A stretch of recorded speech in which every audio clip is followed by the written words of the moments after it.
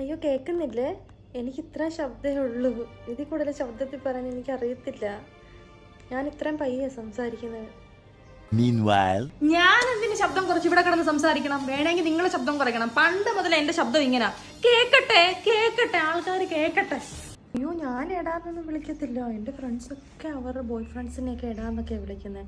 ഞാൻ ചേട്ടാന്നേ വിളിക്കത്തുള്ളൂ. എന്നെ കൊണ്ട് പറ്റത്തില്ല അതൊന്നും. എടോ മര്യാദയ്ക്ക് കടയിൽ പോയിട്ട് വാ. ഓ ഇപ്പൊ മര്യാദ വേണം. എന്റെ ഭാഷ ഇങ്ങനെ കേടാ പോടാന്നൊക്കെ ഞാൻ വിളിക്കും. ഇഷ്ടമുള്ളവർ കേട്ടാ.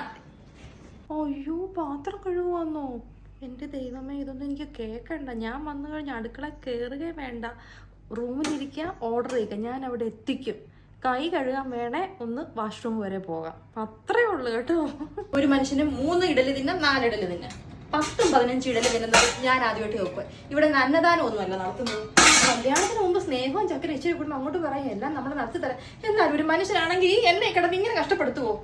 അയ്യോ എനിക്ക് വേണ്ടി ആരോടും വഴക്കുണ്ടാക്കരുത്. എപ്പോ അവിടുന്ന് കല്യാണത്തിന് മുമ്പ് പറഞ്ഞു നിനക്ക് വേണ്ടി എല്ലാവരോടും നിങ്ങൾ വഴക്കുണ്ടാക്കുമെന്ന്. എന്നിട്ട് നിങ്ങളുടെ അമ്മ എന്നെ പള്ളു പറയുമ്പോ നിങ്ങളുടെ നാക്ക് എവിടെ പോയി മനുഷ്യ? അയ്യോ പനിയാണോ ചേട്ടന്?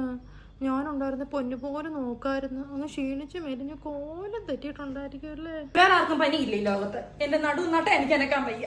ഒരു പനി വന്നു, കാപ്പി വേണം, ചായ വേണം, ചൂടുവെള്ളം വേണം, എല്ലാം കണ്ട് പേടിച്ചിട്ടായിരിക്കും നിങ്ങൾക്ക് പനി വന്നത്. അതിലിപ്പോൾ അതുപോലാണ്.